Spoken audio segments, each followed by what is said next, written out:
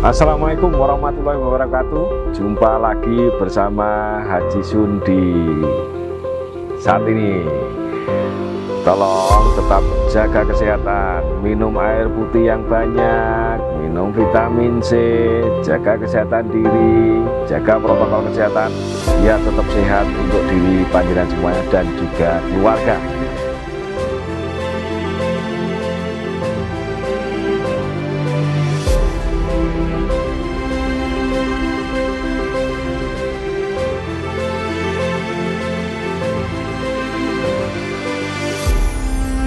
Terima kasih, hari ini saya bertemu, dapatkan tamu, yaitu Pak Direktur Kemitraan Kesatrian Entrepreneur Indonesia, tepatnya di Joglo Tumiono, Desa Ngerangan, Kecamatan Bayat, Kabupaten Klaten, Pak Sugeng Purwanto,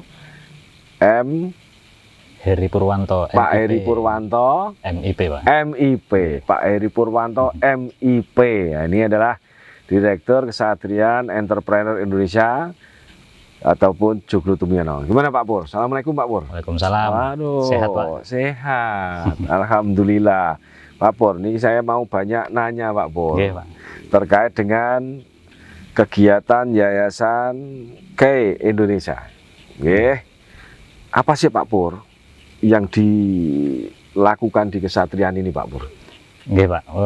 Sebelumnya saya mau cerita awal mula didirikan Kesatrian Entrepreneur ini, visinya silakan. Seperti apa. Nah, visi dari Kesatrian Entrepreneur Indonesia ini untuk menciptakan entrepreneur muda, untuk menggerakkan perekonomian nasional. Nah, kenapa ada kata entrepreneur muda, titik tekannya? Karena yang pertama, kita punya bonus demografi yang besar, Pak. Nah, kemudian bonus demografi besar ini, bila potensi ini tidak kita optimalkan, itu tidak akan menjadi kekuatan penggerak ekonomi nasional. Nah, kemudian kenapa kita pilih pemuda?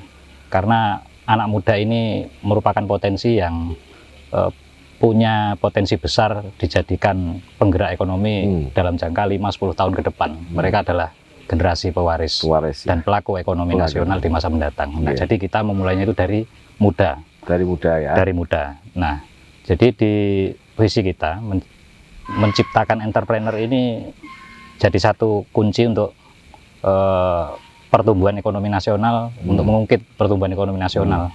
Karena jumlah entrepreneur kita itu masih jauh dibandingkan syarat-syarat sebagai negara maju. Yang pertumbuhan ekonominya bisa cepat dan deeskalasi tinggi. Oh iya. Nah, persoalannya tidak banyak pihak yang concern terhadap mencetak entrepreneur muda. Ada beberapa, tapi hasilnya dari beberapa tahun kebelakang kita refleksi itu seperti tidak punya pengaruh apa-apa terhadap pertumbuhan ekonomi. Artinya lembaga pelatihan-pelatihan yang dilakukan itu tidak sungguh benar-benar menciptakan entrepreneur muda. Multi efeknya belum. Yang real, konkret menghasilkan bisa diukur dari pertumbuhan ekonomi kita, pelakunya juga belum kelihatan. Nah, belakangan memang muncul anak-anak muda yang masuk ke dunia entrepreneur, menjalani entrepreneur. Tapi mereka masuk ke sana itu berdasarkan otodidak, Pak. Bukan berasal dari godokan atau memang di skenario itu jadi blueprint nasional mencetak entrepreneur muda, tidak. Nah, persoalannya yang sudah menekuni dunia bisnis anak-anak muda, mereka pengalaman yang didapatkan itu secara otodidak. Kemudian mereka masih meraba-raba, coba-coba. Kemudian mereka lebih sering melakukan trial and error. Nah, mungkin ada beberapa yang berhasil bertahan, itu akan sukses. Tapi ada beberapa yang tidak punya kemauan, mereka akan mundur pelan-pelan. Mungkin persentasenya kecil kan, Pak? Sangat kecil, Pak. Ya. Nah, itulah kita kenapa meng-create Kesatrian Entrepreneur Indonesia itu bukan hanya sebagai tempat untuk mendidik dan melatih, tapi kita membangun ekosistem. Jadi untuk mencetak entrepreneur muda, Pak, itu dibutuhkan ekosistem yang mensupport supaya entrepreneur muda itu bisa lahir tumbuh kuat, kemudian bisa fight di luar, tumbuh menjadi entrepreneur baru. Kenapa ekosistem? Nah, karena persoalan yang dihadapi oleh pelaku usaha di luar itu kompleks. Kompleks, betul. Bukan hanya persoalan kepandaian saja, kapasitas kemampuan, atau sekolah saja ya. Hanya sekolah, ya. Tapi juga persoalan teknis maupun regulasi, mikro, makro, kemudian jejaring. Itu tidak sesederhana yang dibayangkan di konten-konten YouTube yang sekarang viral. Menjadi usaha ini mudahnya seperti apa. Itu kan seolah-olah begitu mudah. Nah, ekosistem yang mau kita bangun ini kita bayangnya seperti inkubator, Pak. Inkubator. Nanti di program kita ada inkubator bisnis. Jadi inkubator ini konsepnya berasal dari tabung inkubasi. Nah, itu tabung inkubasi ini kan sungguhnya fungsinya itu untuk menjadi inkubator bagi bayi yang baru lahir, tapi dia prematur, kemudian belum punya cukup daya tahan, kemudian imun untuk adaptasi di dunia luar dengan ekosistem luar, akhirnya diinkubasi sampai dia punya kemampuan adaptif dan daya tubuh, daya tahannya kuat terhadap lingkungan. Nah, inkubator bisnis yang mau kita bangun untuk entrepreneur muda itu seperti itu. Karena di survei itu rata-rata setiap usaha baru yang muncul itu hanya 2,5% yang survive. Selebihnya itu muncul, hilang. Hilangnya itu bukan berarti hilang, artinya berganti alih usaha ke yang lain, uji coba trial error tadi. Nah, jadi kita untuk meningkatkan supaya 2,5% ini probabilitasnya entrepreneur yang baru memulai usaha berhasil, kita inkubator ini diperlukan supaya punya kemampuan adaptif yang kuat, tinggi dan kuat, agar bisa fight di luar sebagai entrepreneur lengkap baru, ya, lengkap ya. Berarti gimana sih Pak Pur dalam rangka pembelajaran untuk mencetak petani muda Indonesia? Ini kan kondisinya sekarang kondisi sulit. Benar, di sektor pertanian itu sangat mendukung dalam rangka survive-nya negara dan bangsa kita. Tapi juga kita masih banyak ketergantungan dengan luar negeri. Nah, mereka yang sudah ikut kemitraan ini, mereka rata-rata seperti apa tanggapan mereka, Pak? Saya memulai ini, Pak ya. Yang sudah dilakukan, Pak. Program di kita itu ada pendidikan untuk khusus fokusnya itu rekrutmen calon-calon agropreneur muda. Nah, itu kita batasi usianya yang kita rekrut untuk kita latih. Itu usia antara 20 tahun sampai 35 tahun. 20 tahun sampai 35 tahun. 35 tahun. Nah, itu ada di klaster peternakan, kemudian di pertanian, kemudian di UMKM. Nah, ini klaster-klaster ini akan kita rekrut anak-anak muda, kita didik untuk menjadi ahli dan pelaku yang punya kapasitas untuk tarung di luar sebagai agropreneur muda. Yang kedua, karena kan pelaku yang sekarang mayoritas sebenarnya bukan hanya anak muda, tapi juga mayoritas itu di sektor pertanian peternakan itu usia 35 tahun ke atas itu jumlahnya itu 67%. Lebih besar. Jumlah petani sekarang kita itu yang antara usia 25 sampai 35 tahun, itu jumlahnya hanya 20 sampai 35 tahun itu nggak nyampe 15%, Pak. Hanya 10,3%. Nah, ketemunya hanya sekitar nggak sampai 4 jutaan. Nggak nyampe, Pak. Nggak sampai. Nah, menurun kan. Pelakunya itu mayoritas di usia 45 ke atas. Malahan ya. Nah, 45 ke atas ini kan potensi yang harusnya bisa di upskill, mau tidak mau, karena mayoritas.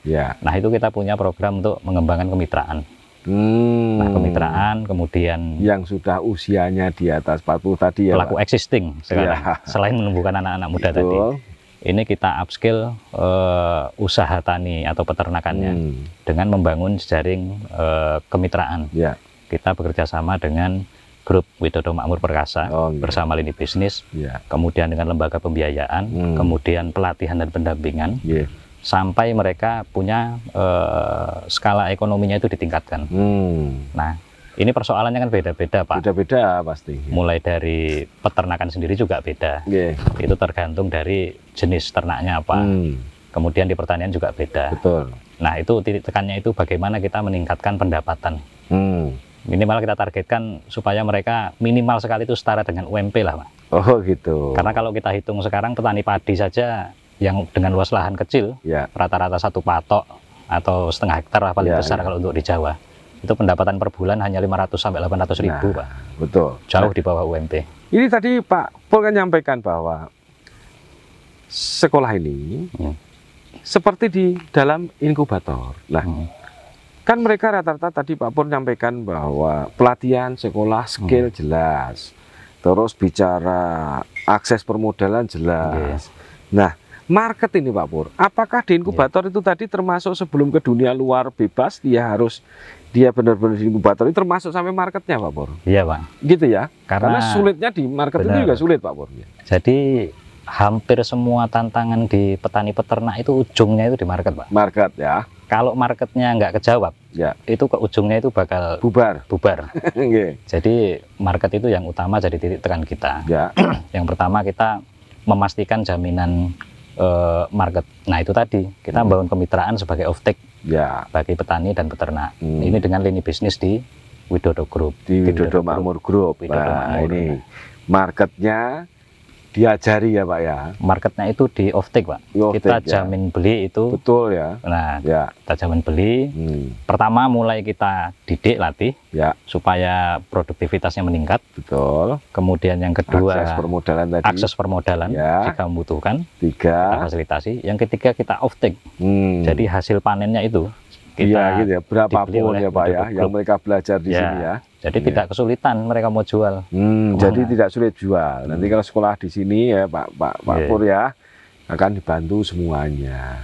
Biar sampai eksis, biar sampai bisa tarung di dunia luar kira-kira Pak Pur ya. Nah, sekarang ini Pak Pur, ini kan banyak yang nanya tentunya Pak Pur. Sekolah di sini ini bayarnya berapa Pak Pur? Di Widodo Makmur ini bayarnya berapa kira-kira Pak Pur? Kalau sampai kemarin ini kan kita sudah 2 angkatan Pak. Di angkatan pertama itu kita sebenarnya kita gratiskan. Ya gratis ya. Yang pertama kemarin pertama sekali. Kenapa gratis? Kita sasarannya mau mengajak anak-anak muda di sekitar di desa. Nah kita nggak tahu ini. Kalau kita nanti pasang untuk tarif. Nah tentunya kita khawatirnya masih melihat itu mereka sudah mundur. Betul. Oke, pertama itu. Yang kedua kita mulai bebankan untuk kebutuhan akomodasi selama pelatihan. Untuk makan, kemudian untuk kaos mereka sendiri. Tapi itu sebenarnya tidak hanya sebagian kecil lah dari total untuk operasional pelatihan itu. Nah ternyata yang pertama tadi kita gratiskan, itu ternyata walaupun sudah gratis, tidak semuanya itu punya keseriusan minat untuk belajar pelatihan, Pak. Mentang-mentang gratis semuanya wis daftar. Kita luluskan ternyata baru setengah jalan sudah mundur. Ada Pak Pur. Sekolah nggak sampai selesai ada Pak. Mundur ya. Mungkin ya nggak sesuai dengan ekspektasi mereka atau mereka hanya coba-coba. Yang kedua, kita kemarin seminggu camp. Kita biayanya itu 250.000 untuk akomodasi Pak. Jadi selama seminggu mereka menginap, siang pelatihan, malam menginap, semua konsumsinya. Nah itu kita hitung-hitung konsumsinya sendirilah 250.000. Untuk penginapan segala macam itu tidak kita bebankan. Betul. Nah itu ternyata ya sedikit lebih terseleksi. Ternyata anak-anak muda yang punya keseriusan itu memang serius, mau mengeluarkan 250.000 hanya untuk akomodasinya saja. Nah itu sudah bentuk seleksi awal bahwa mereka serius benar-benar mau belajar ini. Tapi kita juga tidak menutup jika ada anak-anak muda yang punya keinginan kuat tidak mampu. Kemarin ya 15%-nya kita free kan Pak. Nah karena memang berarti di sini bayar itu hanya akomodasinya mereka sendiri ya Pak ya. Akomodasi mereka sendiri. Tapi untuk pembelajaran free semuanya Pak Pur ya. Free Pak. Oke. Nah ini Pak belajar di sini, ini bisa. Terus bagaimana Pak Pur mengakses Pak Pur? Mengakses kalau pengen sekolah di entrepreneur di K ini gimana Pak Pur? Kita biasanya publikasi melalui Instagram kita Pak. Kemudian melalui broadcast di jejaring kita di WhatsApp grup dan teman-teman. Mungkin kalau teman-teman muda pengen ikut pelatihan, update terus di media sosial kita di Instagram, Kesatrian Entrepreneur Indonesia. Kesatrian Entrepreneur Indonesia ya. Nanti saya tulis ya Pak ya. Makmur, KEI Widodo Makmur. Nanti saya tulis di bawah ya Pak Pur ya. Nah ini nanti di update terus, ikuti. Karena kita akan lakukan reguler Pak. Itu satu. Yang kedua, kita kemarin ketika Saresehan Petani Peternak Muda, kita melaunching e-learning untuk Yayasan Kesatriaan. E-learning. Yeah. Jadi e-learning ini konsepnya begini Pak. Di perkembangan dunia digital sekarang, betul, itu bagaimana kita mengkonsep training-training yang ada di Kesatriaan Entrepreneur itu tidak hanya diakses secara offline. Yeah. Tapi bisa juga diakses melalui online. Online bisa. Tapi ketika dibutuhkan harus offline, ya. Nah mereka harus datang sendiri kemarin. Harus datang sendiri. Nah tapi nanti kita akan menyediakan klasifikasi pelatihan online itu bagi yang pemula, ya. Mungkin ya hanya materi-materi ringan. Ya. Dan itu kita buat membernya Pak. Jadi yang member mereka bisa mengakses pelatihan online kita. Betul. Digital. Di e-learning itu akan lengkap nanti. E-learning itu kita siapkan nanti mulai dari materi tulis, modul, kemudian materi audiovisual, kemudian bahkan sampai nanti ketika ini levelnya sudah advance, kita akan menyiapkan mentor-mentor yang bisa jadi konsultasi secara online. Program bagus, itu secara reguler. Lebih mudah ya Pak Mur ya, aksesnya. Terus saya nanya Pak Pur, ini kan pelatihan kan, semua pengen sekolah Pak Pur. Pengen sekolah itu semua, haknya semua orang Pak Pur. Nah, kira-kira kalau mereka difabel Pak Pur, kalau mereka difabel bisa ikut nggak Pak Pur itu sekolah di sini Pak Pur? Sangat bisa Pak, selama kita akan berupaya nantinya punya kemampuan ya, melayani kelompok-kelompok difabel. Nah untuk sekarang mungkin kita kemampuannya masih terbatas, tapi untuk jangka panjang ketika ada kelompok difabel yang minat, kita sangat terbuka. Nah mungkin kita nanti akan banyak berkolaborasi dengan pihak-pihak yang konsen dengan difabel, untuk supaya bisa membangun kerjasama, meng-create entrepreneur di kelompok. Karena gini Pak, di zaman sekarang ini kita tidak bisa melakukan ide gagasan besar itu secara sendiri-sendiri. Kita harus banyak berkolaborasi dengan banyak jejaring, karena itu ternyata bisa lebih membuka ruang dan akses dan lebih luas dan mempercepat mempercepat proses ruang lingkup proses ya Pak ya, keberhasilan juga Pak Pur ya. Nah apa sih kendalanya sebenarnya Pak Pur di dalam mendidik calon-calon entrepreneur petani muda ini, apa sih Pak Pur? Kalau kendala sih Pak, pertama mungkin ini ya, saya ingin memahami dulu karakteristik generasi muda yang sekarang ya. Mungkin beda dengan saya Pak ya. Kalau sekarang khususnya di sektor pertanian peternakan, mungkin ini karena tren pengaruh lagi viral. Mungkin mereka banyak tertarik untuk mendaftar. Wah ini tertarik ini, kelihatannya banyak YouTube, banyak konten yang meliput ulasan usaha ini menjanjikan, usaha kambing, usaha sapi, pertanian. Mereka tergiur untuk ikut itu. Tapi ternyata itu hanya tergiur, tapi belum sampai kesungguhan niat Pak untuk menekuni masuk ke pertanian peternakan. Dari dalam, baru di atas leher. Hanya tergiur sama iming-iming, wah ini menjanjikan untungnya Pak. Ya. Tapi kan persoalannya itu konten, tidak semudah itu. Nah, tantangannya itu satu Pak. Yang kedua, persoalan support dari banyak pihak, karena untuk menciptakan entrepreneur muda itu kan tidak bisa kita lakukan sendiri. Karena kalau inkubator gampang Pak, ekosistemnya kita ciptakan sendiri dalam ruang lingkup kecil. Tapi kalau dalam skala nasional kan ekosistem yang harus dirubah itu besar Pak. Mulai dari regulasi, stakeholder, semua. Nah itu harus jadi ekosistem yang kuat, mensupport tumbuhnya entrepreneur-entrepreneur baru. Nah itu tantangan paling besar mungkin Pak. Tantangan paling besar. Terus setelah pulang Pak, setelah selesai sekolah ini, seperti apa sih perkembangan mereka Pak? Kita pasca pelatihan tentunya tidak putus Pak. Masih ada grup komunikasi? Masih ada terus, karena pelatihan ini masih kalau untuk yang 2 angkatan kemarin seperti Kesatriaan Tani Muda ini seperti kaos ini angkatan pertama, khusus untuk komoditi budidaya tani pertanian. Yang kedua kemarin angkatannya kedua Kesatriaan Peternak Muda. Peternak Muda. Khusus untuk ayam layer. Tapi nanti peternak muda ini ada sapi, nanti ada broiler.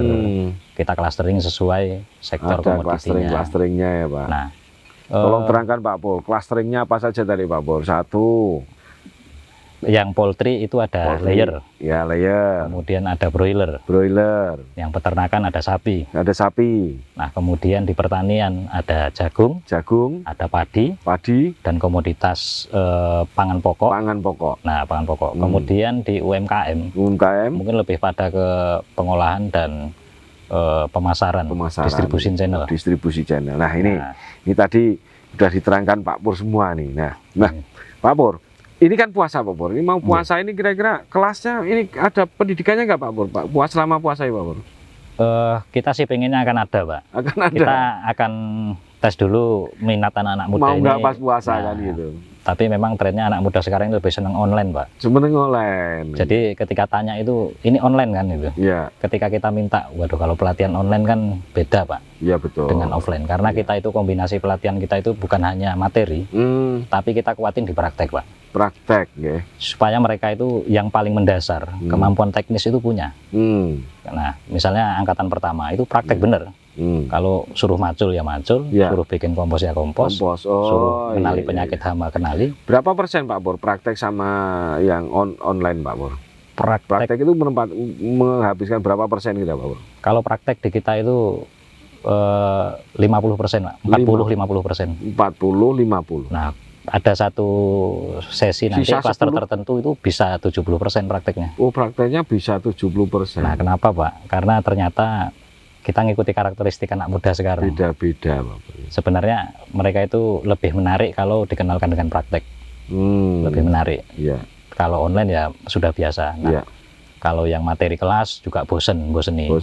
Nah, seperti kemarin di angkatan kedua yang peternakan layer, kita juga materi kelasnya itu setiap hari hanya setengah hari itu langsung praktek di kandang, lapangan ya. Kemudian praktek lapangan. Nah, ternyata itu lebih efektif. Gitu ya Pak Pur ya. Iya Pak. Oke. Nah, supporting untuk mereka Pak, pesan-pesan untuk teman-teman yang mau sekolah Pak. Mungkin kan seluruh Indonesia ini Pak Pur. Kemarin sebenarnya yang mendaftar ikut mendaftar ke kita ternyata bukan hanya dari Jawa, tapi banyak juga dari luar Jawa. Banyak. Nah, cuman karena kita masih terbatas, tapi mudah-mudahan ke depan kita akan secara reguler bisa menampung Pak. Nah, pesan saya buat teman-teman petani peternak muda, belajar itu tidak cukup hanya melalui online. Atau melalui YouTube, handphone Pak. Tapi kejarlah ilmu itu sampai ke sumbernya. Kejar ilmu sampai ke sumbernya, kuatkan niatnya, kemudian ya totalitas dalam memasuki sektor pertanian peternakan itu Pak. Tolong didik mereka Pak. Didik mereka seluruh Indonesia Pak Pur. Saya juga butuh dibantu Pak Rar. Biar nanti sukses. Biar sukses semuanya menjadi entrepreneur Indonesia semuanya. Petani muda semangat. Jadi petani muda jangan goyah pendirian, jangan kurang niatnya. Semoga sukses semuanya. Kalian harus menjadi entrepreneur yang luar biasa. Tentunya untuk siapa? Untuk kelangsungan bangsa dan negara kita, untuk mensupport pangan di negara dan bangsa kita. Ini sekali lagi ini ada Pak Eri Purwanto, Pak Direktur jadi Yayasan Ksatria Entrepreneur Indonesia. Silakan yang mau sekolah, yang mau maju, yang mau hebat, silakan mendaftar. Tentunya hanya akomodasi saja, pelatihan berusaha semua gratis, karena akomodasi adalah untuk diri panjenengan semuanya tentunya. Nah, ini penting, saya ucapkan terima kasih. Nanti akan saya sambung lagi kapan-kapan sama Pak Eri Purwanto lagi dalam rangka untuk kemajuan petani muda Indonesia, Kesatrian Entrepreneur Indonesia. Jangan lupa di lokasinya di Desa Ngerangan, Kecamatan Bayat, Kabupaten Klaten, Jawa Tengah, Indonesia. Sekian, terima kasih. Sampai berjumpa kembali. Assalamualaikum warahmatullahi wabarakatuh. Waalaikumsalam.